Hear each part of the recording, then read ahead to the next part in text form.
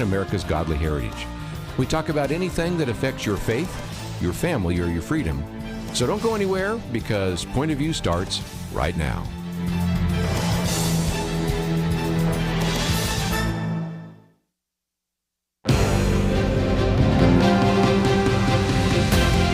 Across America, live, this is Point of View.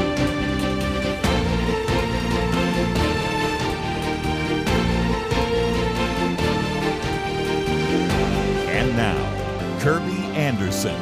Thank you for joining me. It is the Monday edition of Point of View, and in this first hour, going to be talking about a stand-a-thon and a Project 76 prayer target that we'll be talking about, because as you well know, a year from now, less than a year from now, we will reach the quarter millennium mark, 250 years. I've already been talking about some of the things that we will be doing here at Point of View to educate you. I'll hold up a booklet we'll be sending to you soon, One Nation Under God, and we'll be talking about the Constitution, the Bill of Rights, and all sorts of things to celebrate 250 years in America. But right now, there is also this wonderful prayer ministry that I wanted you to know about, and to explain a little bit more about Project 76. We bring back to the microphone E.W. Jackson, an individual who was born in Pennsylvania, served in the U.S. military, graduated with honors from the University of Massachusetts, graduated from Harvard Law School, and is the founder of the Stand Foundation. Might also mention that, of course, he is a talk show host on American Family Radio, author of a couple of books, 10 Commandments to an Extraordinary Life and 12 Principles to Make Your Life Extraordinary. Again, Bishop Jackson, always a delight to have you on the program. Well, Kerby, I'm always honored to be with you. Point of View really is an historic program in our country as far as I'm concerned, so thanks for having me. Well, again, let's explain Project 76. You already began it, so we're kind of joining it a little bit in mid-process, but still people can join with you, and we have a link, first of all, to standamerica.us. Then we have a separate link on the Project 76 Stand-a-thon, but talk about that, if you might.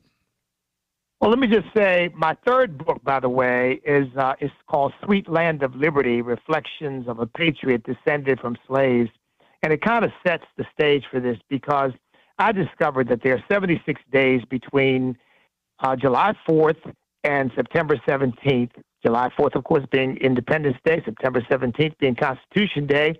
And I just thought that that was interesting. 76 days, of course, we declared our independence on September that is on July 4th of 1776. So 1776 appears once again. And I thought it was a wonderful time for us to be reflecting on the 250th anniversary coming up, on whether, in fact, our country is doing what is necessary to not only survive, but to thrive and and frankly, to break through what some scholars believe is the period when most great nations and empires either collapse or begin a precipitous decline.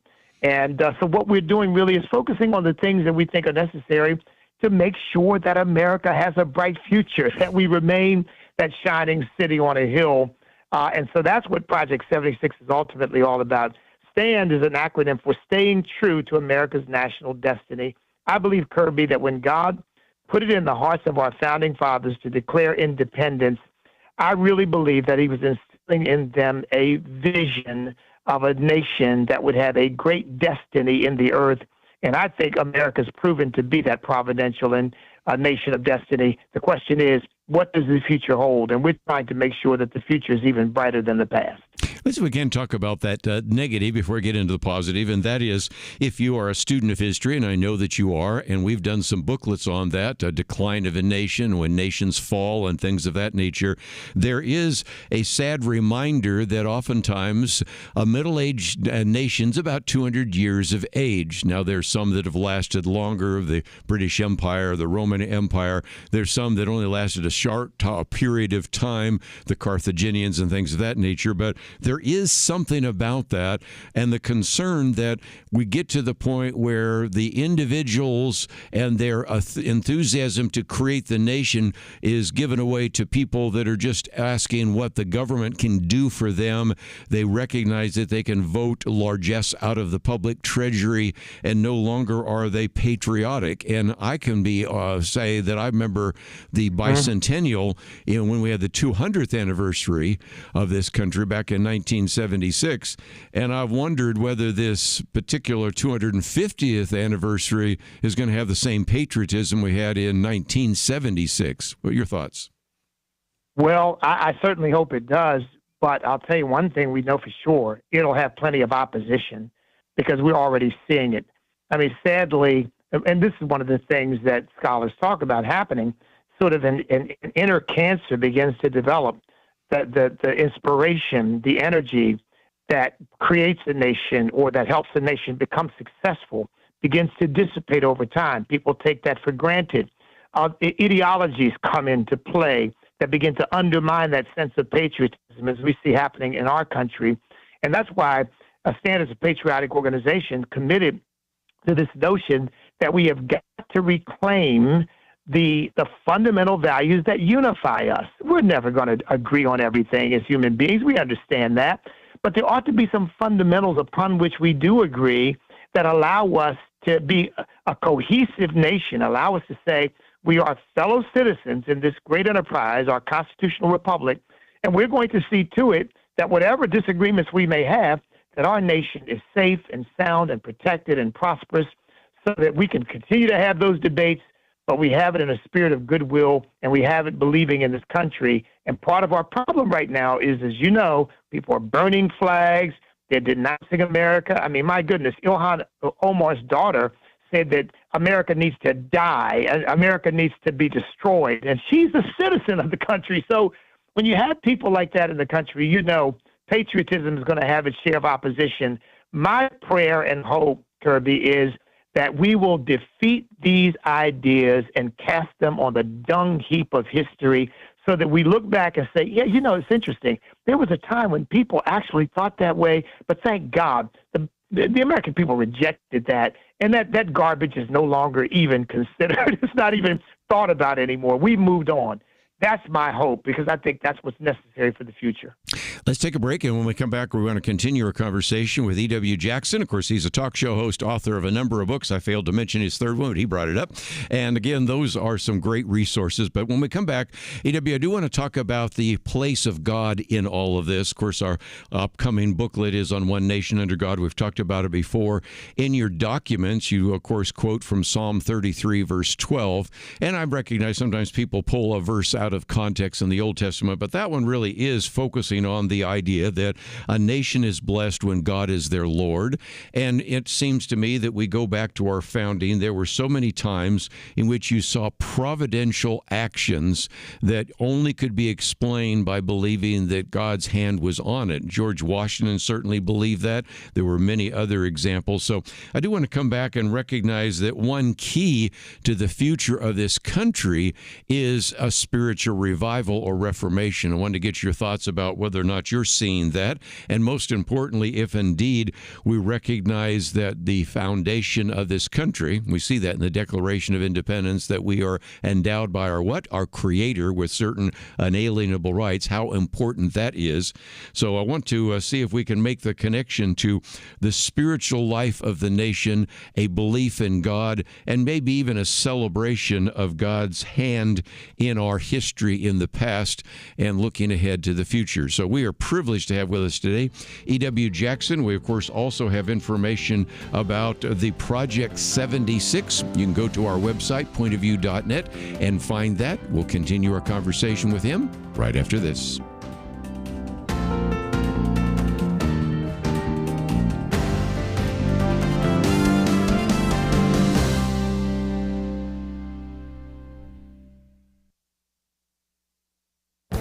This is Viewpoints with Kerby Anderson. When Texas Democrats fled the state to avoid a vote on redistricting, all of us started learning more about the phenomenon of gerrymandering. Even though I've written at least a half a dozen commentaries about gerrymandering, I learned how significant the issue has become. For example, most of these Democrats fled to Illinois, which was given 2 F grades by the Princeton Gerrymandering Project and described by some commentators as the most gerrymandered state in the Union. Many people began posting the number of states where all the members of Congress are from one party. As you may know, the term gerrymander comes from Massachusetts Governor Gerry, who was signing a bill that changed district lines in Boston that resembled the shape of a salamander. Here is an interesting fact. He was one of the signers of the Declaration of Independence. You could even say that gerrymandering led to the Bill of Rights. In the summer of 1788, Governor Patrick Henry worked to prevent James Madison from serving in the Senate or the House of Representatives. First, he worked with members of the Virginia legislature to deny Madison a Senate seat. Back in those days, the legislature selected the U.S. senators. Then he convinced the legislature to draw the 5th congressional district so that it included both the homes of James Madison and James Monroe. The two friends were forced to compete against each other. During the debates with Monroe, Madison realized how important a Bill of Rights would be and made a campaign promise that he would support a Bill of Rights when elected to Congress. When he was elected, Madison pushed through the Bill of Rights, which was later ratified. Gerrymandering is an unfortunate part of our political history in this country, but that doesn't mean we shouldn't demand that state legislators work hard to create districts that are fair and truly represent the people. I'm Kerby Anderson, and that's my point of view. For a free booklet on a biblical view of genetic engineering, go to viewpoints.info/genetic engineering. Viewpoints.info/genetic engineering.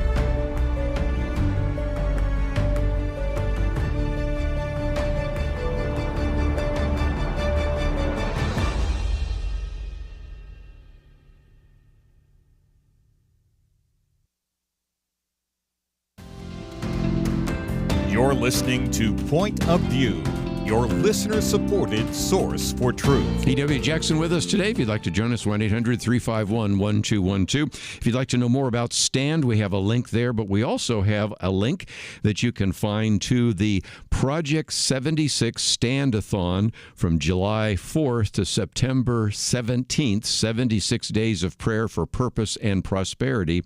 But E.W., let's see if we can come back to this idea that blessed is the nation whose God is the Lord, which is Psalm 33. It does seem to me that if we're going to certainly turn this nation around and certainly enjoy the benefits of God's blessing, you already, of course, have talked about the importance of prayer, but what about the importance of spiritual revival and even an emphasis upon any kind of righteousness in this country? Oh, look, Kerby, this is why, one of the many reasons why I love this country so much. And I think that any real student, honest student of history, studying the history of America, has got to fall in love with this country. Our founding fathers said something revolutionary. They said rights and liberty and fundamental rights don't come from other human beings. They are the grant of Almighty God to each of us as individuals. So they were laying down not only a political marker and a legal marker, but a spiritual marker. They were saying that our government and the people are all ultimately accountable to Almighty God. Now, they didn't establish an official religion, but they were saying, we believe that there is one God, one creator, who is the author and grantor of our rights and liberty. And there have been people throughout our history who desperately want to drag us away from that. And I say, how foolish can you be? Because that cements your liberty and your rights in a way that nothing else can. Because it says, we hear a lot of talk from the left about the democracy. What they really mean is we can cobble together a majority. We can do whatever we want. but not in our constitutional republic, because our constitutional republic posits the idea, nobody can take away the fundamental rights and liberties that God has given to us all, not even the majority, not even the government. And that's why our government was established, because that's what King George was trying to do. So yes, you're right. We need an awakening to the reality of who we really are as a nation. There's a lot of identity politics floating around these days. I say we really need to reclaim our identity as Americans and understand fully what that means, because that's what unites us, or certainly ought to, for those who understand who we are. And you're right. I really believe that America needs another great awakening. And some argue that we really are in the middle of it. We're seeing signs of a great awakening now, not everywhere, but, breakouts of revival at colleges and universities, and kids going back to church, and mass baptisms. And There are a lot of great signs out there. We just need to see to it that those signs are magnified. Well, again, you talked about this idea of democracy. Democracy dies in darkness. And of course, we had Kelly Shackelford on, who's almost on with us every Friday, saying, well, first of all, it's not a democracy, it's a republic. Exactly. But we got talking about James Carville, and you are very familiar with him, who says, the only way we're going to reclaim this, quote, democracy, he says, and he's kind of more of a moderate compared to some of the people on the really radical left of the Democratic Party, at least he used to be. And yet he's saying Democrats need to take the House, they need to take the Senate. They need to, of course, take the White House. We need to find a couple more states, Puerto Rico, the District of Columbia. We need to expand the court to 13. This is the first time I've heard somebody like him say the quiet part out loud. And I think it illustrates, again, what the stakes are right now that you are really encouraging people to pray about. And don't forget, we need to add about 50 million illegal aliens who we give stuff to and buy off, so they'll vote for us. Look, this is because they fundamentally misunderstand. James Madison made clear we don't want to be a democracy, and that's not what was created.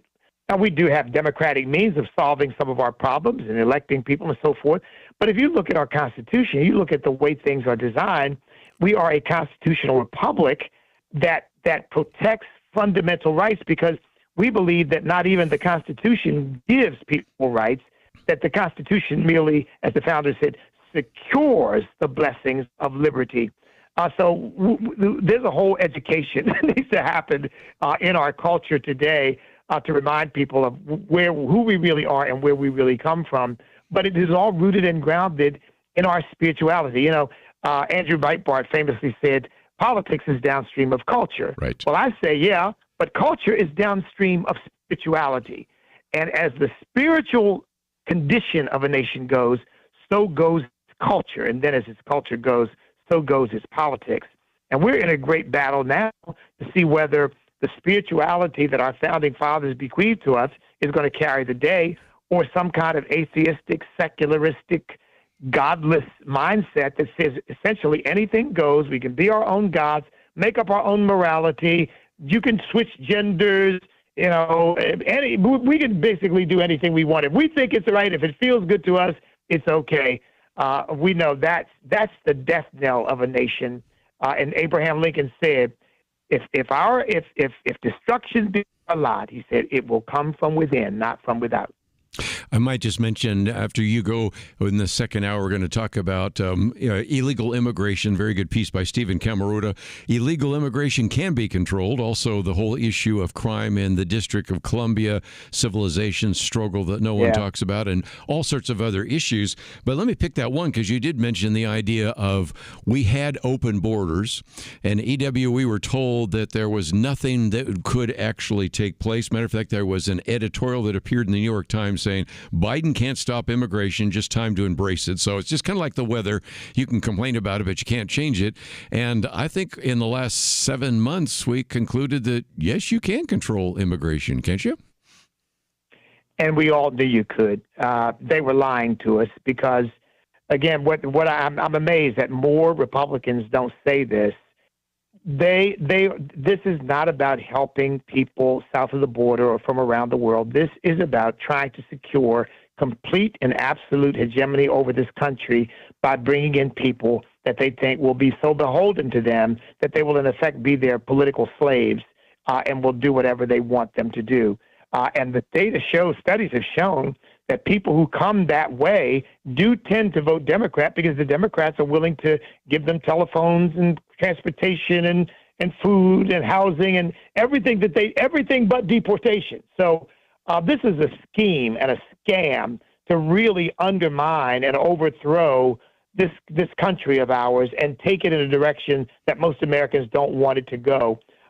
So I am so glad that President Trump has taken the action that needs to be taken. He's got to do it for 4 years.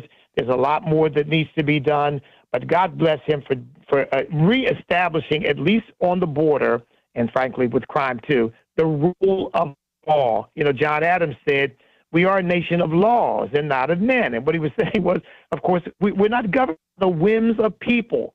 We're governed by law, and we're looking to Judeo-Christian values for that law. So it's not something we just make up as we go along. So I am hoping that this what President Trump is doing becomes a permanent change in the political dynamic of our country, not something that ends after 4 years. Let's take a break, and when we come back from the break, we'll continue our conversation with E.W. Jackson. You can go to the website right now, which is pointofview.net, or go directly to standamerica.us. There's a place where you can sign the petition. You can certainly join this prayer action, and of course, it is something we will point to as well, because if you go to our website, pointofview.net, right-hand column there, we have the Pray for America, and each week we put out a prayer target, and this is certainly a very important one. And when we come back, I'd love to get his thoughts. Since he lives in Virginia, just to the north is the District of Columbia, and there's been a real debate about crime there. But just before we take a break, one of the things we have been encouraging you to do as you go to the website is to see this banner, and it shows a picture of a $10 bill and Alexander Hamilton. It says give $10. And if you're not familiar, we are, of course, listener supported. And because we've been doing this for more than 50 years. Marlon Maddox started the show in 1972, if you can believe that. And I started being on the program with him in 1980 and began to be a guest host in 1986, and we've gone on from there. But we recognize only about 1% of all the people that listen to the program ever have given to the program. And so if you're one of that 99%, we've suggested maybe you could just chip in $10 during this month of August, just to say, hey, I'm listening. You're saying some things that make some sense. Haven't heard it before. Appreciate all the material that you make available there, the books and the videos and all the rest. And so you can do that very easily by responding either to one of the emails that we've sent out, or simply go to the website, pointofview.net. On that $10 bill, it says give now. And as you go there, you can give $10, $15, $25, whatever you might want to do. And that would just be a way of saying, I'm listening to you. I appreciate what you're doing. And yeah, I'll chip in $10 just to let you know that what you're doing is appreciated. We'll be back right after this. Point of View began all the way back in 1973 as a listener-supported ministry. And we are still a listener-supported ministry, but out of the hundreds of thousands of Point of View listeners, just 1% donate to keep the program going. Imagine what would happen, how many people we could reach together if the 99% stepped up to donate as well. It doesn't take much to make a difference. In fact, we've done the numbers, and if every listener gave $10, Point of View would be funded for an entire year. If you're in the 99%, why not join the team of listeners who make Point of View a reality for everyone else? Chip in your $10 today.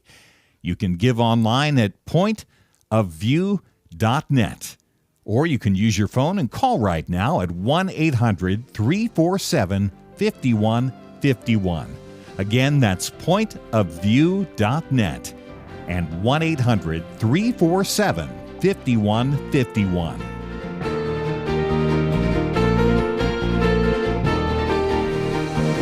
Point of View will continue after this.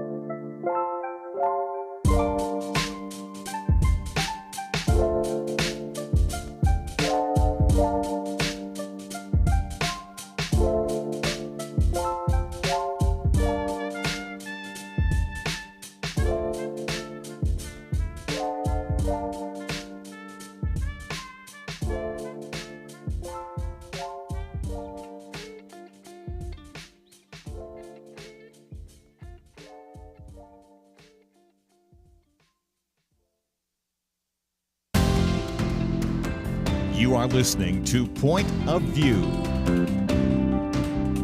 The opinions expressed on Point of View do not necessarily reflect the views of the management or staff of this station. And now, here again is Kerby Anderson. Back once again, E.W. Jackson with us. We're talking about Project 76, but also some of the key issues. And E.W., one of the things I've appreciated, I've heard you speak over the years about what's happening in the urban areas of America, even how that's affecting the African-American community. And we certainly appreciated the work of the former Secretary of HUD, that would be Ben Carson, and the current Secretary of HUD, who's a good friend, Scott Turner. But it does seem to me that we have to address those issues, and I think the best illustration is the reaction and then the overreaction and reaction to the idea that President Trump said, enough is enough. We're going to use the home rule opportunity to actually send in the National Guard in the District of Columbia. And as we've pointed out before, if the District of Columbia were its own state, it would be the most violent state in the country. So you have people say, no, violence is down, crime is down, true, but you're just almost have an unwillingness on the part of some to admit we still have a crime problem and urban blight problem in America, don't we? Oh, a major crime problem. As a matter of fact, you're right. I'm not too far from D.C. I'm back and forth to D.C. frequently. And I'll tell you, I don't even like to drive in Washington, D.C. during the day. Yes. Because if you're driving a half-decent car, you can get carjacked, and many have, in the middle of the day, in broad daylight. Someone sticks a gun in your face. So all this talk about, crime is down. Look, we have been chronicling since the Defund the Police movement. When I say we stand, has been chronicling during the Defund the Police movement, 450 innocent young children. That's not all the murders. Just children have been murdered since the Defund the Police movement began. Little girl by the name of Honesty Cheadle was killed on July 4th in one of these violent outbreaks that happen so often in inner cities across the country. She was 3 years old. So you're right. Something has got to be done. President Trump has stepped in. Thank God he has. But, long term, the culture's got to come to grips with the fact that the Democrat Party and the left effectively destroyed the black family, destroyed it. 77% of children born in Washington, D.C. are born out of wedlock. 77%. 80-some% of the children in Washington, D.C. will never live in a two-parent family. So they won't know their fathers. Their fathers won't be a factor in their lives. Where are they learning what it means to be a responsible, decent, civilized human being? Well, they're not. They're learning from the streets that the point of life is to get whatever you want by any means necessary, hurt whoever you need to hurt. And, you just leave in your wake a bunch of collateral damage, and so what? Who cares? Live fast, die young, leave a pretty corpse. I mean, this is pathological. So I'm glad he's got to lock up the criminals, Kerby, no question. But long term, we've got to realize we've got to redeem these people from this pathology that is set into these communities. That's part of what STAND is doing. We've got something called the Family Restoration Institute, where we're trying to teach young people what it means to live in a normal, happy, not perfect, no family's ever perfect, but a normal, happy, stable family. And then what it means to have a vision for your life. You not know my background, but I was in foster care for the first 10 years of my life. Yes, you were. I was a gang member by the age of 10. I was on my way to prison, but my father stepped in and changed the trajectory of my life. We got to do something to get these kids on the straight and narrow path. I just mention again that you've talked about some of those. You've got the America's Forgotten Children project, Youth Taking a Stand. A very important one that you're already mentioning, but let's get into it. Stand with Law Enforcement. There is a real need for us to support those people in law enforcement. And right now, when you are seeing the attacks that are coming against ICE, when you're hearing that the Secretary of Homeland Security has to be in government housing right now because she's been so threatened so many different different times. We need to change that part of the culture very quickly, because if we lose control of our cities and our country because we want to continue to defund the police and actually teach kids to disrespect the police, we're in the midst of anarchy, aren't we? We certainly are. And, I've been teaching lately, my congregation and others, there is a scripture in Ecclesiastes chapter 8, verse 11 that says, if you fail to quickly punish the evildoer, you set their hearts to do more evil. And that's what we've got.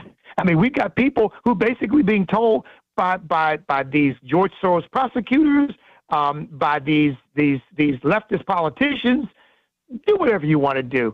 Steal whatever you want to steal, hurt whoever you want to hurt, and we'll slap you on the wrist and we'll send you home without bail, and it'll be fine, because after all, you're an oppressed victim, so we're not going to do anything about it. And the message is going out, and what we've got in the streets of our cities now is complete lawlessness. It is time to crack down. So look, we can do both. We can look long term. Just like I was a kid at 10 years old, if somebody hadn't stepped in, I would have been one of these gang members. I don't have any doubt about it. So we got to step in for those who are redeemable, but for the ones who are out murdering people and harming people, we got to let them know you could end your life at 13, 14 years old if you go kill somebody, because we're going to put you away and you're not getting out. Yes. And again, I said something in passing, but if you had not heard, of course, the Homeland Security Secretary, Kristi Noem, right now has to actually stay in military housing because there have been so many death threats against the Secretary of Homeland Security. And, of course, assaults on agents have increased now almost 1,000%. And so, E.W., we're talking about there is almost nobody who is safe. If you can come after the Secretary of Homeland Security, and I mentioned Scott Turner just a minute ago. He's Secretary of HUD. When he came and spoke in our church, I noticed he stood up, and two other guys stood up walking with him in our church, because they just don't know who's going to come after some of these Trump appointees. And that illustrates again why when people say, well, crime is down in the district, well, maybe it is, but it's still not a very safe place for you to be. And if things don't turn the right direction, it's going to be a real dangerous place in all of America, not just in the District of Columbia. One of our concepts during Project 76 that we've been pushing, deracializing America. Our attitude should be, we don't care what the color of your skin is. We don't care about any of that. If you do crime, we're going to put you away. And we're not going to do any demographic study. If you are hurting people, you are going away. And all of this excuseology that has been developed. Well, we're mass incarcerating black men. I say, yeah, but 52% of the murders committed in America are committed by young black men. What are we supposed to do with them? Slap them on the hand and say, well, we can't punish you because after all, you're black. No, we got to tell them, look, we don't care what your skin color is. You do the crime, you're going to do the time. And we have to all come together as Americans around that principle without even factoring race in, because it's irrelevant. One other thing I thought we were talking about earlier, and I meant to bring that up when we talk about the spiritual revival. I know that tomorrow, for example, you're going to be speaking what are called Liberty Pastors Training Camp. And it does seem to me that revival starts in the pews and with the grassroots, but the people that can lead the revival are oftentimes people in political authority and in ecclesiastical authority. And we, of course, have a booklet on the Patriot Pastors. So here, give us a little bit of what you will be sharing with some of the pastors. I'm going to be talking about the principle of stewardship of a nation. Because, I believe this, Kerby. I don't believe that I'm in America because my ancestors came here as slaves. I believe that I'm in America because God ordained that I be here. Acts 17:26 says, He has made from one blood every nation to dwell on all the face of the earth and determined their pre-appointed times and the boundaries of their dwellings. I believe America is a unique and providential nation, and that we are called to this wonderful land of liberty. And we've got to defend it. I don't understand pastors who think somehow, I can't get involved. That's politics. No, it's your spiritual responsibility to look out for your flock by making sure they live in a country where they are free to worship God and to live in peace. And so these pastors, obviously, who are coming, are already open to that. And we're going to be encouraging them to take their stewardship responsibility over the future of this country. Good. Take a break, and when we come back, just a few more comments. Begin from E.W. Jackson. If you're saying, I want to know more about what he's doing. Of course, that training thing is happening tomorrow in Williamsburg, but whether it is certainly something you could attend where E.W. Jackson is speaking, or whether you could listen to him on radio, or whether you could join with them at Stand, we have all that information on our website at pointofview.net. And, of course, for those of you in California, there's a big rally taking place tomorrow in the Capitol about this bill that almost looks like it could facilitate human trafficking, and we will be talking about that in part later in the week as we get an update on what is said there. And, of course, we're also looking forward to at least one member of the United States Senate come sit in studio with us as well. So got a lot coming up, but we are going to continue our conversation with E.W. Jackson right after this.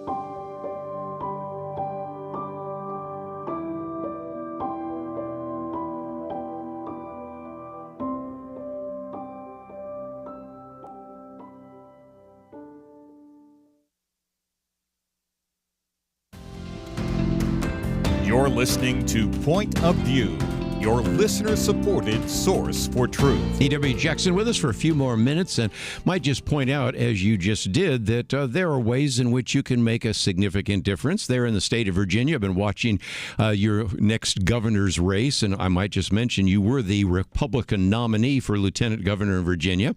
I do happen to enjoy the current lieutenant governor, who I'll be running for governor. So in some respects, there are real opportunities coming up even this year, and certainly next year to make a difference. And that's one of the reasons why we encourage people to find out which congressional district they are in, to actually go to our website where we have an action item, which gives you an opportunity to write an email to your senators, your member of Congress, whatever. And really, it doesn't take too much work, but one of the first keys might be to join with what you're doing there at Stand. Absolutely. Look, Virginia is the state of George Washington and Thomas Jefferson and James Madison. You were referring to him earlier, and James Monroe and Patrick Henry, great patriots. First 4, I think, or 5 presidents out of for the presidency came from Virginia. Mm-hmm. We've got to preserve this state for the great legacy that it has given to our country. And right now, we are teetering. I have to tell you, yes, your listeners, we need all the help we can get. If they go to our website, we also have a PAC called Stand America PAC. Stand Virginia PAC, I should say, Stand Virginia PAC. They can go to that and find out what we are doing. We're trying to take over the House, trying to keep the constitutional offices in conservative hands because, you know, the governor had to veto over 300 pieces of legislation that would have fundamentally transformed this state. So we got big challenges ahead of us, and we're working to make sure that Virginia does not become the state of Karl Marx instead of the state of George Washington. And again, when I'm in Georgia, for example, where we have a lot of listeners, I say, how did you end up with a state that looks purple? And when I'm in Virginia, the same thing. How did this happen? And it, I think, illustrates the fact that pastors need to address these issues and individuals need to get off their blessed assurance and go and do something, whatever it might be, to make a difference. And I just noticed, too, that if you go to your website and you become a donor to you can get an autographed copy of Sweet Land of Liberty or 12 Principles to make your life extraordinary. But I thought I might also ask you to maybe talk to some of our listeners, because you've heard me mention the fact that we have this $10 campaign, and it would certainly be helpful if some of the people that have been listening to this program were to support it as well. Absolutely. Look, I think the greatest thing we can do, I say to our supporters all the time, you know, $5 a month, $10 a month, $20 a month, whatever you do, if you just do it consistently, it's a help. It's a help not only financially, but it's a help in terms of encouraging people like you who are on the front lines. And you know that man or that woman out there who doesn't have a ton of money, but they believe in what you're doing, and they're giving that widow's mite. It makes a difference. Of course, there are people out there who can give very large sums of money, and they ought to do so as well because they really won't miss it in some cases. But most of us, that $25, $50 a month, it makes all the difference. And I'll tell you something. I took note of what you were saying. I'm going to support Point of View. My wife and I are going to support you guys. You've been around a long time. In many ways, you all, before I even came of age politically, you all were out there on the front lines. And so in many ways, you have been pioneers for people like me. So I hope everybody who is listening goes to their computer or goes to their telephone or writes a check, however they need to do it to support Point of View. Let's, if I can, just before we let you go, talk about, again, Project 76, because we sort of joined you in midstream, but there's still a place for people to sign up, to sign that petition, to begin to get the prayer updates and other things. So talk about what's next, because obviously from July 4th to September 17th, but I know you probably have some big plans for this year of 250 years of this nation's history. Kerby, we're having an all-day, what we call the Stand-a-thon marathon. We're going to be on all day on Constitution Day because, I've said probably everybody in America knows what Juneteenth is, even if they don't quite understand it. But, the polling shows only 15% of Americans know what September 17th is. That's a pretty sad commentary. Yes. Because the Constitution governs us all, and so few of our people even know when it was passed. And so we're going to be spending the entire day focused on that, encouraging people to pray for us, to volunteer, and to give. Because, we're a grassroots organization. We're establishing chapters around the country, bringing people together across racial and cultural lines to uphold our Judeo-Christian values. So they go to standamerica.us. They can do all of that. They can sign up to pray. We have a weekly prayer call ourselves every Friday at noon.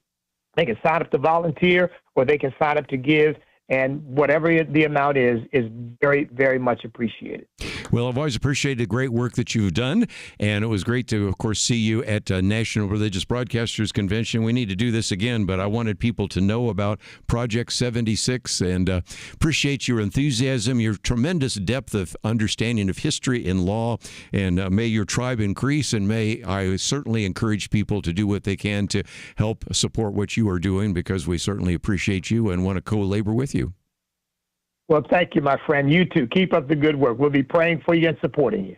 Well, let's, if we can, take a break. And as he just pointed out a minute ago, of course, we have our Project $10. And in the month of August, that is a great opportunity for those of you that are certainly interested in what we're doing to support this ministry. And I might just mention that $10 is, of course, a way in which you can give a one-time gift.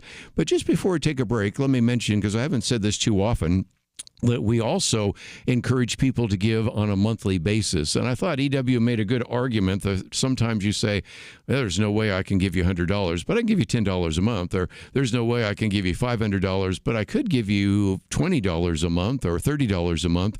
One of the thresholds that we have used is $30 a month. Now, if you give on a regular basis, I'll hold this up for those of you watching online. This is the latest issue of Outlook. This one talks about the fact and worries about the fact that we might be headed towards a civil war, but we do see a lot of pushback, and so some good and encouraging things. But you would, of course, receive the Outlook magazine. But if you can join at the $30 a month level, that's $1 a day, $30 a month. In addition to receiving the Outlook magazine, you'll receive our booklets, and I'll hold up the one that we'll be sending to you very soon, because as you've heard us mention, during this year of 250 years, we believe that this could be a really significant time to begin to turn the nation. It's also an important time to educate the nation, and again, you're going to receive, if you are one of our Truth Team members, a number of booklets. So we already have, of course, the one that I mentioned, the One Nation Under God. We have one coming out on the Bill of Rights. We'll have some others where we really want to educate you, because quite frankly, I don't care how old you are, you probably didn't get a really good education in the public schools back then, even though there was probably more openness to teaching about the America's godly heritage back then. But the younger you are, the less likely you are to know maybe anything about this. So we recognize that a very key part, not only of a revival that hopefully could become a reformation, is the education that needs to take place. And that's, of course, what we do here on Point of View. So if you can support us, just a one-time gift, as we've mentioned before, chipping in $10, great. We appreciate that. But if you have maybe said, well, I understand that maybe by giving on a monthly basis, not only can I help support you, but I'll also be educating myself. These booklets that we make available are just one of many resources we want to put in your hands. Anyway, all of that is available on the website. When we come back, we're going to be talking about immigration, going to talk about some of the crime issues in the District of Columbia, going to talk about a civilization struggle that no one is talking about. Fortunately, William Kirkpatrick was, and we'll get into all of that right after these important messages.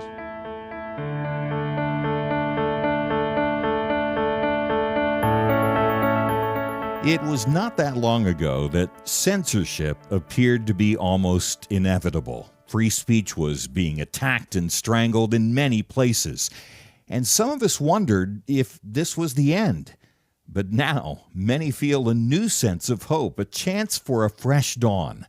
Let me caution you, now is not the time to relax. It's a time to press forward, to use this fresh opportunity to proclaim and learn how to apply truth to current issues. By the fact you're here, listening right now, that tells me that you recognize the vital role Point of View plays as a voice of truth. For more than 50 years, we've informed and equipped people who have made a real difference. And when you give to Point of View today, you breathe life into what can be a new golden era for the truth. Please, take a moment right now and invest in truth. Visit pointofview.net or give it 1-800-347-5151. That's pointofview.net. Click in now or call 1-800-347-5151. Point of View will continue after this.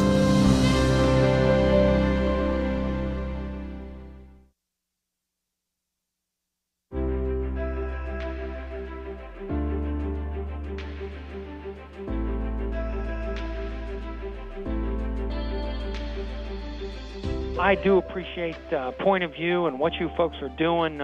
You really are doing a great job to educate and to help Christian folks do a better job to honor Christ in all that we do. My husband and I are your supporters. We just really appreciate the show and the people you bring on. I just want to commend you guys on your program. I love listening to you. It's a blessing. Been listening to you for several years. Your program has helped my family see current events and elections and politics through the eyes and the principles of Scripture. And that's been enlightening, and we're trying to pass that on to others. I want to say, first of all, that I really enjoyed the Millennial Roundtable, and I love the program altogether. I think Kerby is great, and I really appreciate all that y'all do, and the truth that y'all put out. Hey, great show. Love all your comments and what you're talking about. Thanks again for what you do. Point of View Radio Talk Show.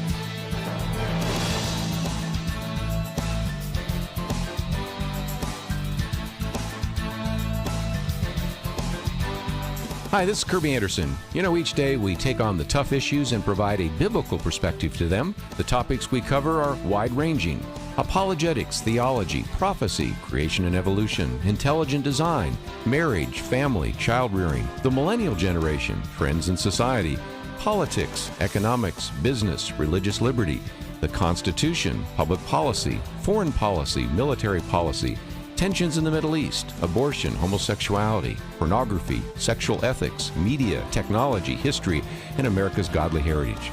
We talk about anything that affects your faith, your family, or your freedom. So don't go anywhere, because Point of View continues right now.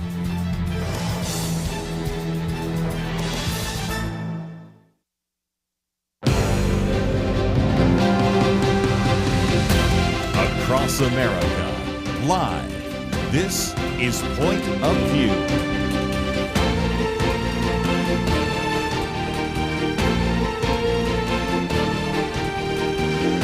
And now, Kerby Anderson. Second hour today, and if you have something to write with, you may want to take some notes. Sometimes we try to give you some facts and figures that you might not hear at other places, even in the media, even sometimes in the conservative media. And I'm going to say a few things here based upon this work by Stephen Camarota. And you might say, well, who is he? Well, he's with the Center for Immigration Studies. This has the title, Yes, Illegal Immigration Can Be Controlled. And that's really not an accurate title, although I recognize you want to have a title that at least gets people drawn into this. More accurate title is A Lot of Things You Thought You Knew About Immigration Are False. So you don't want to go too far and make it clickbait. You don't want to make it too academic and have people not even read it. But in this 6 pages, he really kind of takes on all sorts of issues. One of the questions that we've had about immigration is how many people are here illegally? You would think that'd be a relatively easy answer, given the fact we have a census every 10 years, but sometimes finding that number is difficult. More importantly, we are deporting some people, but how many other people are leaving as well? I'll give you a hint on both of those. It turns out that at least 1 million people have left this country, or that were here or not. Now, some of those were here and they've passed on, they've died, but most of them have what we've called immigration with an E, which is different than immigration with an I. But we'll just call the immigration with an E, we'll call that self-deporting, because sometimes it's hard to tell the difference when we're talking on radio. But what we see are some pretty unusual facts and figures. So this one, again, is a piece that I would encourage you to read. He starts off by reminding us of something I talked about last hour with E.W. Jackson. The original argument that we heard not so long ago was that immigration, and even illegal immigration, is kind of like the weather. You just have to... You can talk about it, but you're just going to have to get used to it. There's really nothing you can do. And, of course, I quoted when we were talking with E.W. Jackson this piece that appeared in the New York Times in 2023, just 2 years ago. Biden can't stop immigration. It's time to embrace it. NPR had one, despite a fortified border, migrants will keep coming. And so the implication is, look, you can build all the walls you want, but people are going to come. They're just going to get taller ladders to climb over the wall. They're going to find some gap, and they're going to come into this country. And now we're only, 7 months into the Trump administration. Border encounters are down 93%. Okay, tells me that sometimes taking seriously the laws and actually enforcing the laws makes a difference. Now, a lot of what Stephen Camarota has done with his colleague Karen Ziegler is to look at some of these numbers, and what I think is so intriguing is to recognize that between January and May, again, you might want to write this down. Between January and May, the illegal immigration population declined by 1 million people. Now, if you're listening and paying attention, you're going to go, that doesn't make sense. I mean, I know we've deported some people, but we didn't deport 1 million people. No, we did not. As a matter of fact, the deportations are a small fraction of that. What happened? People were self-deporting. Now, let me just remind you, it wasn't so long ago that when Trump or other, usually Republican candidates, suggested that once we began deportation proceedings, many other illegal immigrants would self-deport. And people said, oh, that's just ridiculous. And, of course, here we are. Their estimates are we went from 5.8 million to 15.8 million, to 14.8 million. And even when you're hearing those numbers, just, well, that doesn't make sense because I've been told that we've had 11 million illegal immigrants since the days of Ronald Reagan. Yes, well, first of all, you got to recognize that if you're here illegally, you would be considered a foreign-born individual in this country. But your children and your grandchildren would be what?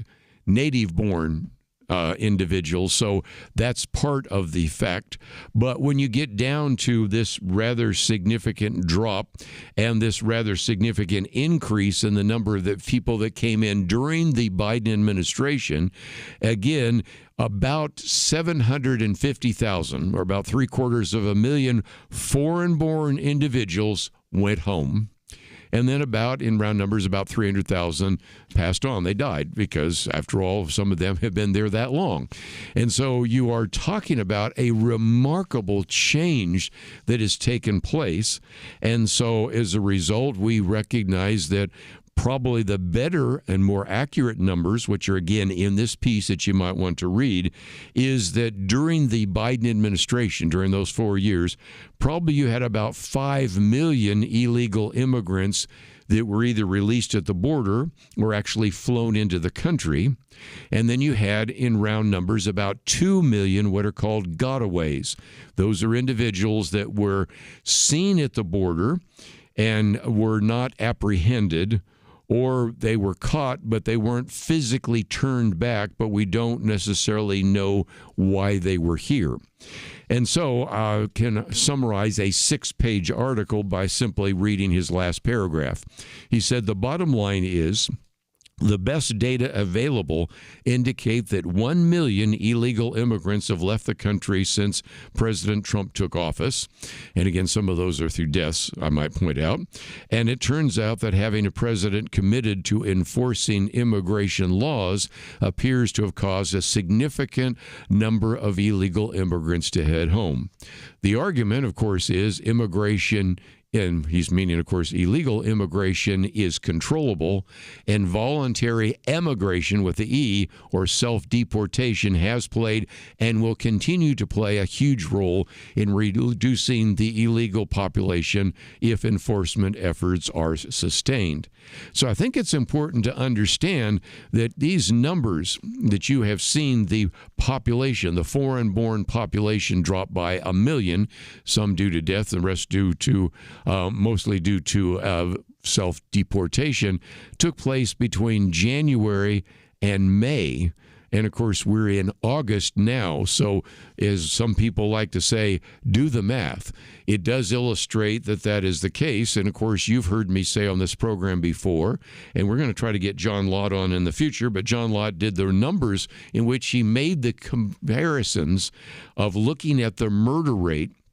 And he concluded that by the end of June, first 6 months, if the next 6 months from July now on are like the first 6 months, the murder rate has dropped to lower levels than we've ever seen before.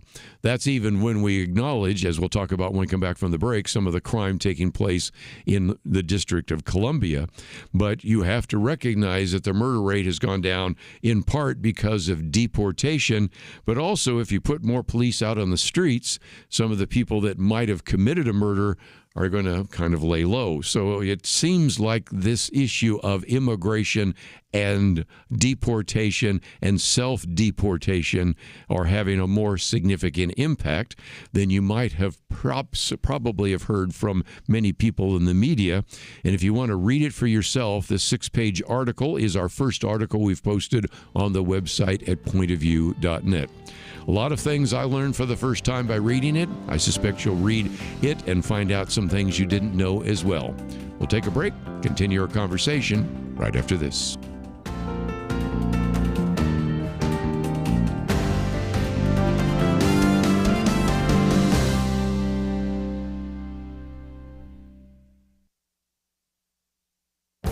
This is Viewpoints with Kerby Anderson. When Texas Democrats fled the state to avoid a vote on redistricting, all of us started learning more about the phenomenon of gerrymandering. Even though I've written at least a half a dozen commentaries about gerrymandering, I learned how significant the issue has become. For example, most of these Democrats fled to Illinois, which was given 2 F grades by the Princeton Gerrymandering Project and described by some commentators as the most gerrymandered state in the Union. Many people began posting the number of states where all the members of Congress are from one party. As you may know, the term gerrymander comes from Massachusetts Governor Gerry, who was signing a bill that changed district lines in Boston that resembled the shape of a salamander. Here is an interesting fact. He was one of the signers of the Declaration of Independence. You could even say that gerrymandering led to the Bill of Rights. In the summer of 1788, Governor Patrick Henry worked to prevent James Madison from serving in the Senate or the House of Representatives. First, he worked with members of the Virginia legislature to deny Madison a Senate seat. Back in those days, the legislature selected the U.S. senators. Then he convinced the legislature to draw the 5th congressional district so that it included both the homes of James Madison and James Monroe. The two friends were forced to compete against each other. During the debates with Monroe, Madison realized how important a Bill of Rights would be and made a campaign promise that he would support a Bill of Rights when elected to Congress. When he was elected, Madison pushed through the Bill of Rights, which was later ratified. Gerrymandering is an unfortunate part of our political history in this country, but that doesn't mean we shouldn't demand that state legislators work hard to create districts that are fair and truly represent the people. I'm Kerby Anderson, and that's my point of view. For a free booklet on a biblical view of genetic engineering, go to viewpoints.info/genetic engineering. Viewpoints.info/genetic engineering.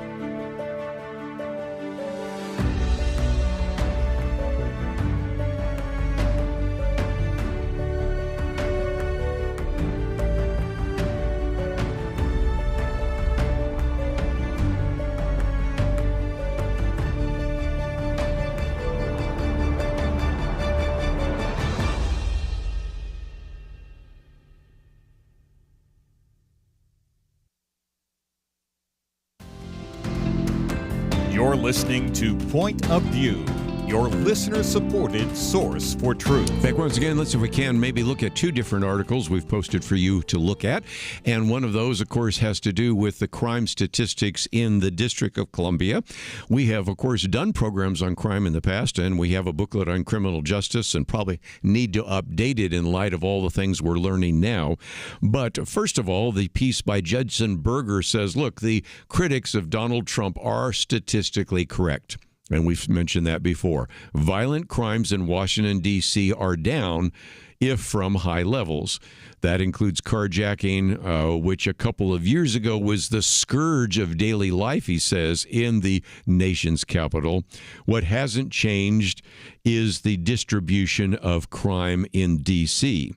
And here, if you've ever been to Washington, D.C., maybe got a tour of the Capitol or the White House, or gone to the Smithsonian, or walk up and down the mall, gone to the Washington Monument, the Jefferson Monument, the Lincoln Monument, you can kind of in your mind's eye think of the way in which D.C. is set out. And he points out that if you look at what's called the heat map, virtually all the crime that is occurring in the District of Columbia occurs west of the White House. 16th Street, which extends up from, he says, Lafayette Square, is essentially a dividing line. Or put another way, remember the other day when President Donald Trump was on the roof of the White House?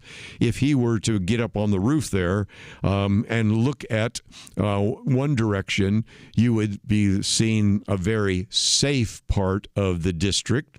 And if he looked in the other direction, which of course would be to the east, where it would not be so safe to drive a car, where it would be more of a gamble, that is the case. And he goes on to point out that while nonviolent crime is more spread out, homicides which is the issue a lot of people are talking about, is there. Parks are another safe zone. And so he points out that really, apart from basic partisanship, this uneven distribution is one reason why you have people making different comments. Of course, the other day we talked about Senator Chuck Schumer said, I feel perfectly safe walking around. Well, yes, you're probably walking in the National Mall. You're also walking with a security detail. But they point out congressional staffers that live over, for example, what's called Navy Yard, which is more than just a Navy, but that area there is very dangerous. And so that is the case. And yet, interestingly enough, instead of acknowledging that there are hot spots and cool spots, there are places where it's dangerous in Washington, D.C. and not in others. Let's go back to what the Associated Press said the other day, even suggesting, it says, that the crime problem was an issue. They made the case that really what it is that it's racist narratives promulgated by white supremacists to shape public opinion and justify aggressive police action. That's what you got from the Associated Press. As we've pointed out before, and I won't go any further on this article, which is a very good piece, by the way, by Judson Berger, that once again, we recognize that the fourth highest homicide rate of all major cities was in the District of Columbia and had a higher homicide rate than all 50 states. And so, again, we recognize that for now, the district probably is going to be safe, but eventually the troops are going to go home. And as a result, what we're going to have to do is perhaps provide more police help there in the district. And this change, which I'm sure will be very visible in the next kind of graphs that we'll see over the next couple of months, is an illustration that more cops on the beat recognize fewer crimes. But let me get to the other piece by Beckett Adams. He actually entitled this, "The Left Can't Stop Self-Destructing." And the point he's making is, look, Democrats once again are denying the obvious. And he said, I should know, because he used to live there. He says again, what you are seeing is a number of people trying to argue that what is happening here in the District of Columbia is something that Trump is making a big deal out of nothing. And he says here is just another example of what he calls the consistent problem for Democrats during the Trump era, whether it's denying soaring crime rates, shrugging off unchecked illegal immigration. He says the Democratic Party's strategy for indiscriminate opposition to whatever Trump is doing means oftentimes they're routinely denying or even downplaying obvious problems, granting him repeat opportunities to prove them wrong and contrast himself with the public. And again, the reason this is done is due to the D.C. home rule, which was to federalize the district's Metropolitan Police Department. And of course, he gives you the quote from Chuck Schumer saying how safe he felt. And you even had one columnist for the New York Times, Peter Baker, saying this is a non-existent crime crisis. Trump plans to take over Washington, D.C. police and put troops in the streets of the nation's capital, but it is certainly trying to use this in a way to deal with that. And then later on, he even gives us a quote from Hillary Clinton, which I'd never seen before, in which he makes a point that violent crime in the District of Columbia is at a 30-year low. So again, this is where you have Beckett Adams saying, crime? What crime? What part of the nation's capital having a homicide rate that's nearly 6 times the rate in New York City do people not understand? We're not even treading into new territory there. Trump didn't invent the D.C. crime from thin air. This is a crisis that has had decades in the making. And he says, look, I can attest to this. This is now Beckett Adams talking about his own experience. He says, in the 15 years that I worked and lived in the Capitol, I was mugged at gunpoint, had a knife pulled on me for trying to separate a fight between 2 homeless people, and had my car stolen. In 2018, my then 7-month pregnant wife was chased by 3 preteens, knocked to the ground, and robbed of her phone. They put what she thought was a gun to her head. Turned out later the gun was a toy. He then goes on to say, our car was broken into numerous times in different locations. A team of contractors who were working on a house across the alley from my home was robbed at gunpoint of their tools, not once, but twice. We had neighbors suffer break-ins. One neighbor was stabbed during a break-in. He says, I once witnessed a parked motorist beating the daylights out of his female passenger. He drove away as soon as he saw me approaching. I tried several times to call 911, but no one would pick up on the other end. As it turns out, this is a common experience for those who try to call for help in D.C., as the Washington Post would later report. And again, he says, don't take my word for it. Let's look at all the statistics. And again, he runs through those as well. Most shocking are the homicide numbers, which first crept from a low of 88 in 2012 and then skyrocketed to a 20-year high of 274. The numbers came down in 2024, but clocked in under 200 is hardly reason to celebrate, let alone suggest all is well. There were 270 reported cases of rape in the nation's capital last year. Those, of course, just the cases that were reported, according to FBI crime statistics. Next, of course, are the carjackings, which we just talked about a minute ago with E.W. Jackson, and which got out of hand in 2020 all the way to 2023, and law enforcement officials began handing out free tracking tags to help future victims locate their stolen cars. Can you imagine that? And let's give you a tracker. You put it in your car. That means, though, then when you know it's going to be stolen, or you suspect it will be, you'll be able to find it. And here is the advice from the D.C. police. Listen to this carefully. When you are coming to a stop, they said, leave enough room to maneuver around the other cars, especially if you sense trouble and need to get away, and don't stop to assist a stranger whose car has broken down. That's the advice from the D.C. police, and what Beckett Adams said is, it's funny if this weren't roughly the same operating procedure for the U.S. convoys in Iraq. And so again, he mentions that the real problem here is the smug, reflexive opposition, aside from the sheer, he says, pig-headedness of it all, and that it blinds Democrats to what people mean when they talk about the type of lawlessness seen in cities like the District of Columbia, Los Angeles, St. Louis, wherever. We're talking about a high crime rate, but we're also talking about things that go hand in hand. A loss of trust, pervasive dirtbag behavior, a general culture of disorder. There are murders, there are rapes and assaults, but there's also just a breakdown of society, an invasive sense of danger, disregard, despair, and insecurity. The point he's making is there's a lot more at stake than just the crime. It's just the complete degradation of society. Anyway, a very good piece by Beckett Adams in which he gives you the facts and figures and then his own personal experience. It was a reminder, yes, the District of Columbia is indeed dangerous. Let's take a break. We have a lot more to cover, and we encourage you to go to the website pointofview.net, and we will be back right after these important messages.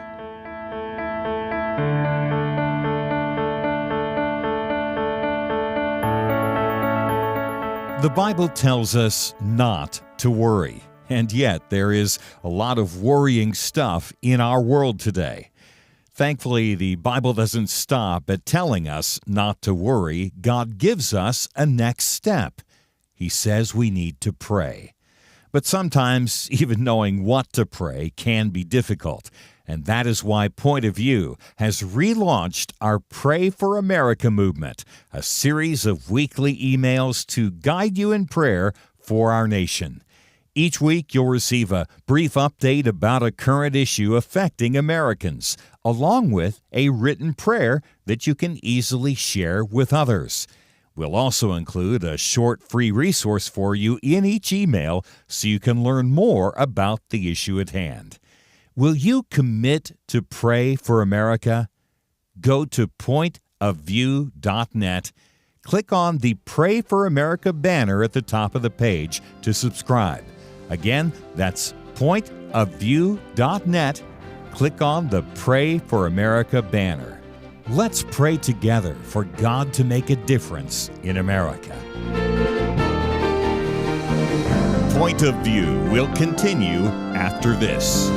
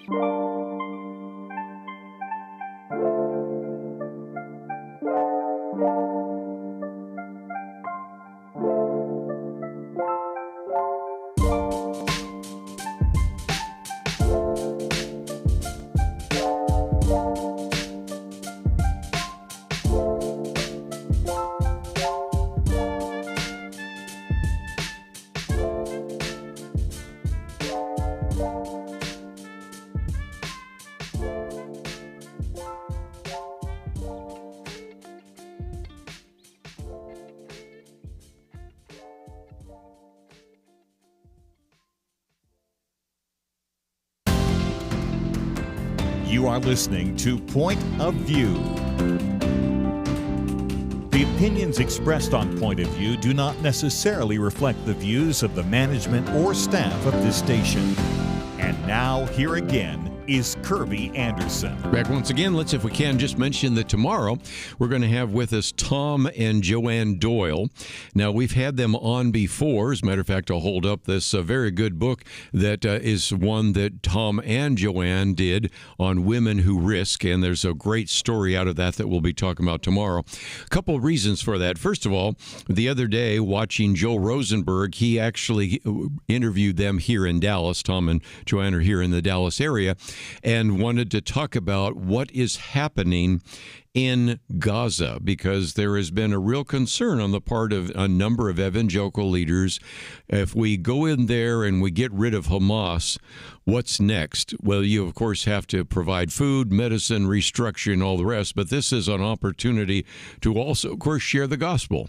And I thought I would certainly want you to know what has already happened. So we're going to give you a few of the stories about those who are in Gaza who have become Christians, some of whom have decided to remain and evangelize others. And so I think you will be very encouraged by the conversations we're going to have with Tom and Joanne Doyle. This book that they've written more recently, Women Who Risk. Some of the earlier ones, Tom Doyle's book, Killing Christians, Tom Doyle's book on Standing in the Fire. So a lot of great stories. And if that were not enough, in my own church, we had Lee Strobel speaking. And Lee Strobel, as we've mentioned lately, that he has been doing this whole series on evidence for the supernatural. One of the stories that he uses is of the number of Muslims who have visions of Jesus, and we're going to talk about one of those tomorrow. And so Lee Strobel, again, quote from Tom and Joanne Doyle, because they are mentioned in his book as well. And it's funny because Lee's in town. I thought, boy, wouldn't it be great to get him in the studio to talk to him? But it turns out he's here right now shooting the film that is based on his book on the whole issue of the case for miracles. There's an individual that had a medical miracle in this Dallas area. And so certainly when that film comes out, we will promote it. And of course, we always love to have Lee Strobel on there. And just today we heard E.W. Jackson said, you know what, I think I might be a supporter of Point of View. And if I haven't told you before, Lee Strobel and his wife Leslie are supporters of Point of View as well. So let me encourage you to think about what you might do to join with those individuals who certainly believe in what we're doing. So we're going to spend some time tomorrow talking about Islam and reaching out to our Muslim friends. Again, I have a booklet that gives you what I think are sort of the best practices, some of the most effective ways to witness to Muslims. But it also, I think, is the other side of the story, and that is our next article that we have there. It is our fourth article, and it's by William Kilpatrick. Now, William Kilpatrick's a Catholic. He's been on the program with us before. He's the author of the book Christianity, Islam, and Atheism, The Struggle for the Soul of the West. And he also has written one, What Catholics Need to Know About Islam. But this is an article that appeared in the Stream, and he's really concerned about this because the other side of that is we recognize that you may have a lot of Muslim friends, neighbors, coworkers that maybe need to be brought into your home. Maybe you need to be a better witness to them. Maybe you can actually provide hospitality. But there are also dangerous individuals, radical Muslims. And he says that in a recent article, I made the point that the Israeli-Hamas war should be seen as part of the 1400-year civilizational struggle between Islam and everyone else. And so a lot of what he writes here is directed at Catholics, but it's certainly appropriate for any Christian. But we'll use his phraseology. He said Catholics, he said, for instance, once viewed Muslims as enemies, and with good reason. With little more than a century after Muhammad's death, Muslim armies subdued all of Catholic North Africa and most of Spain. Although Spain eventually reconquered their land, North Africa was not so fortunate. He doesn't go on to say something else, and that is they not only took over Moorish Spain, but then moved into France. And if it were not for the defeat of the Muslim army at Charles Martel, the Hammer, you might have had most of Europe becoming Islamic. And so this has been certainly one of the legacies, really the sad legacy of radical Islam. And he points out that now the really bigger threat is not from Muslim armies at the gate, but from Muslims coming in and changing the nature of Europe. Because he points out, after going through some of the history, and I'll let you read the history because it's very interesting, but in the interest of time, I want to focus on his major point, and that is this. Europe now shows little inclination, he says, to resist the Islamization by immigration of their continent. The general response has been one of appeasement. And the example he uses is the so-called rape scandal, which affected dozens of towns and cities there in England. Many thousands of English girls were abducted, drugged, raped, prostituted in the Pakistani grooming gangs over a 2-decade period. And although police and city council members, even members of parliament, knew about the crimes, they did, he says, little to stop it. I think that's an accurate estimate of what took place there. All later admitted they were afraid of being labeled Islamophobic or racist if they took action. He says now this problem has spread. The fear of offending Islam has penetrated into all levels of government. Currently, the leaders of Britain, Canada, France, and Portugal are threatening to officially recognize, he says, Palestine as a state unless Israel makes significant concessions. We've already seen what that looked like when, of course, they granted various opportunities for Hamas and others to take over Gaza. And he then goes on to say that now he's, of course, very critical of the Catholic Church and the Pope, but he goes on to say another agent of appeasement is the Catholic Church. He says the Vatican Secretary of State recently endorsed the French President Emmanuel Macron's decision to support Palestine. This shouldn't be a surprise because the Vatican recognized Palestine 10 years ago.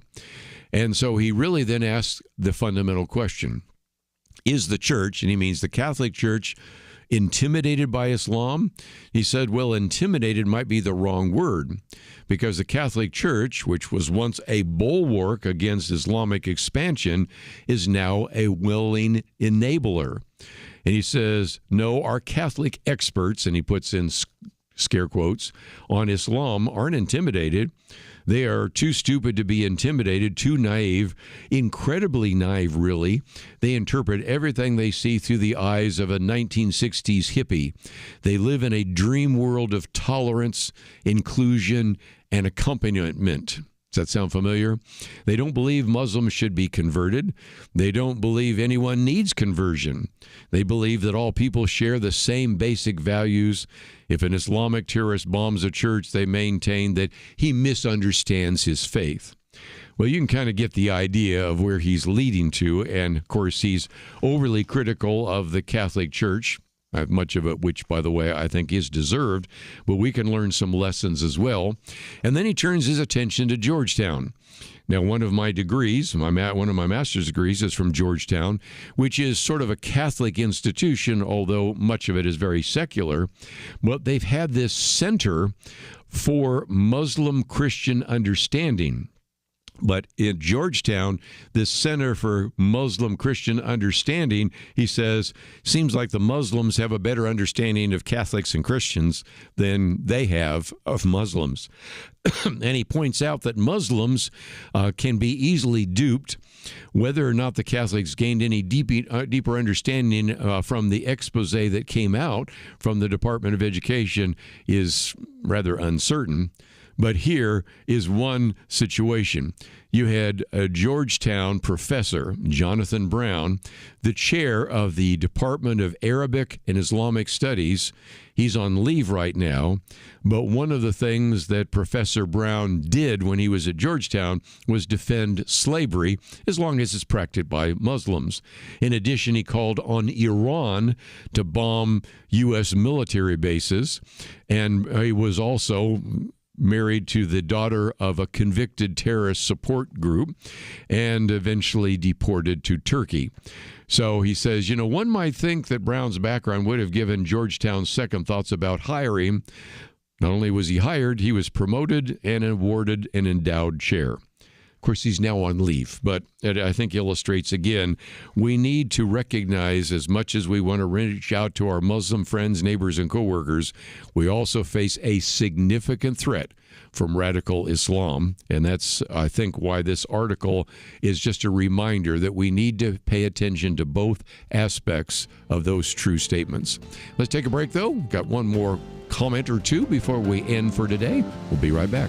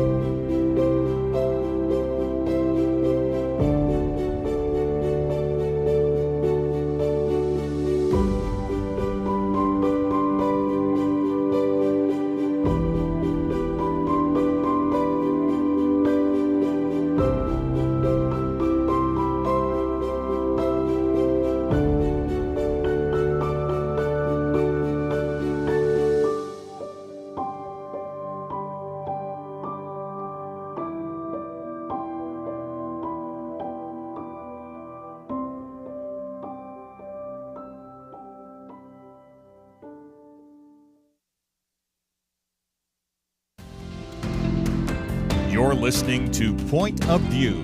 your listener-supported source for truth. Back for a few more minutes. Don't forget, tomorrow we're going to have Tom and Joanne Doyle. I think it will really encourage you to see how Muslims are coming to the Lord. And, of course, the best estimates are over the last 1,400 years, more Muslims become Christians in the last year or two, last couple of years, than in the previous 1,400 years. So, anyway, just a lot that we'll talk about tomorrow with Tom and Joanne. My commentary today is on gerrymandering, and especially for those of you that don't live in the state of Illinois, we have a piece in which Karen, I think, posted the congressional districts, the 13th district, 17th district, and 6th district in the state of Illinois, to recognize that of all the places to leave to Texas and then to go to, you would think that if you're leaving Texas because you don't like gerrymandering, you go to the most gerrymandered state in the country. But we've already talked about that, so you can see some of that if you go to the website, pointofview.net. Last article here is on AI, and the interest on that is, at first I thought, oh, that might be a good article. Then I started seeing it popping up in a number of different locales, and it was written by Jeff Dornick. I don't know much about him, but he's the founder and CEO of what's called Pickaxe, which is a social media platform, and so you can see, if you go to this article, the link and find out a little bit more, so maybe we'll get to know more about him in the future. But he's obviously thinking about this from a biblical point of view, because he says we need to rethink AI before it destroys what it means to be human. Now, again, if you go to our website, you're going to see a number of articles on artificial intelligence. We have a booklet, A Christian View on Artificial Intelligence. If you go to Breakpoint Commentary, you're going to see some great material. But this article, I thought, was very well done, because he says America was built on the foundational belief that every man is created in the image of God with purpose, responsibility, and the liberty to chart his own course. We're not made to be managed. We're not made to be obsolete. Great lines, and now he explains why. He says even Elon Musk, who is arguably one of AI's most influential innovators, has warned about the path we're on. He talks about one particular interview in which he laid out the end game. Either we're going to have a future like Terminator, or we're going to have heaven on earth. Well, I'd kind of like to see if we can work on making sure that the Terminator scenario doesn't unfold right before our very eyes. Last year, robot event, Musk unveiled Tesla's new self-driving robotaxi. But what caught my attention was the preview of Optimus, which is the AI-powered humanoid robot. In their promotional video, Tesla showed Optimus babysitting children, teaching in schools, even serving as a doctor. Combine that with Tesla's fully automated Hollywood diner concept, where Optimus is flipping burgers and even working as a waiter and a bartender, and you begin to see the real aim. Automation is replacing human connection, service, and care. So where do humans fit in? Well, that's the terrifying part. Musk and Bill Gates have both pitched the idea of universal basic income. Why? Well, that's because the robots will do all the work, and we'll just sit back and watch. And yet Jeff Dornick points out that reality, work is more than a paycheck, as we've talked about on this program as well. He says then, the problem goes even deeper. Through Neuralink, Musk wants to merge the human brain with AI. On the Joe Rogan Experience, he claimed that technology could erase memories and implant new ones. Now, that might sound good for trauma survivors, but in the wrong hands, of course, you could see how you could completely rewrite a person and make them even more acceptable to authoritarian actions. Meanwhile, he's talking about the fact that the Food and Drug Administration is now authorizing AI-simulated clinical trials for drug and vaccine development. He says this means there are going to be fewer real-world trials and more reliance on algorithms. But again, he points out that those models are only as good or biased as the data and the programs behind them. And he's concerned about Big Pharma's grip on federal health agencies in the first place. Maybe RFK might be holding the line now, but what about the future? He says, of course, he's already made his case, but if that's not enough, he says, consider what just happened with Elon's chatbot, that is Grok. With a simple tweak to prompt restrictions, Grok began praising Hitler and spouting anti-Semitic nonsense. He says this is the window into the risk of unregulated, unchecked AI tools. These systems can easily reflect the beliefs and intentions of their programmers, and if those programmers work for corporations that answer to shareholders and not citizens, you have a dangerous concentration of power that could surpass even our federal government. He says we're not only just automating tasks, we are automating thought, decision-making, and identity. We're being sold a future where work, responsibility, and even memory are optional, where kids are raised by bots, where new life, real life, becomes a simulation. This may sound utopian on paper, but in practice, it is a world where nothing matters because nothing is real. And so, again, one of the things he reminds us is the Trump administration and every elected official who claims to care about freedom, he says, need to hit pause. These partnerships being formed between AI developers and government agencies are consolidating control. Tech is altering the trajectory of humanity without the consents of the people, he says, and this has to stop. He finally says we need a national course correction. AI must be forced to operate within clear, ethical, constitutional, and spiritual boundaries. If a technology replaces human labor, undermines autonomy, manipulates biology, or suppresses free will, then it should be rejected outright. You might, again, want to read this article, but I might point to a couple of things. First of all, this particular booklet that we've been making available when you listen to my commentaries is a biblical point of view on genetic engineering. If you noticed, on Friday, we talked about some of those issues on point of view. Of course, the biblical point of view on artificial intelligence is another booklet. And these are just resources that we make available on a regular basis. Matter of fact, I'm probably going to do a new one on AI since we've learned so much more just in the last year or so since we actually produced that. So these are resources we want to put in your hands. And let me again just encourage you to consider what you might do to support this ministry. We, of course, have the $10 campaign. You can go to the website, pointofview.net, and find that opportunity. My Viewpoints commentary is on the issue of gerrymandering and gives you a little more of the background history of where the idea came from. And even I have a little bit of fun to suggest that even the whole idea of gerrymandering that was done in the 18th century might have been one reason why we ended up with the Bill of Rights. So you can read that.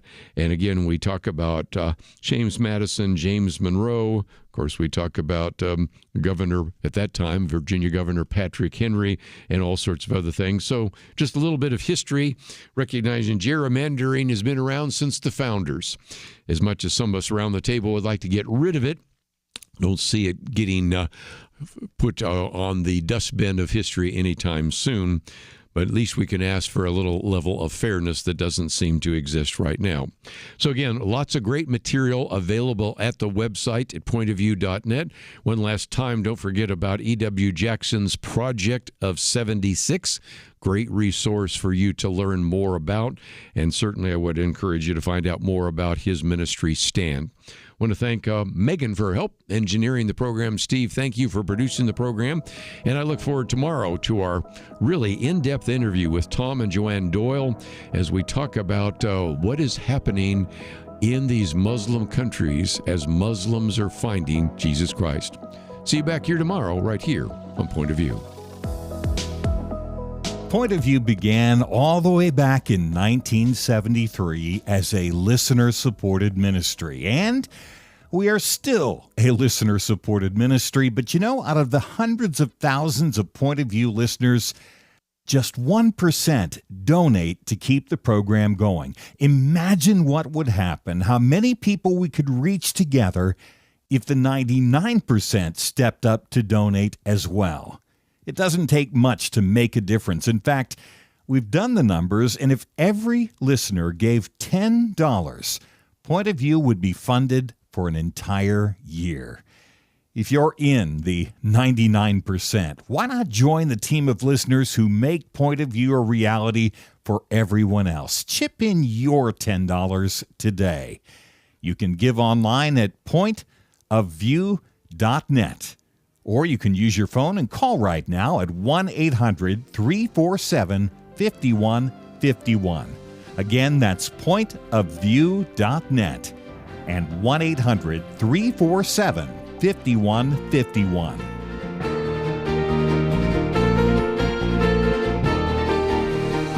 Point of View is produced by Point of View Ministries.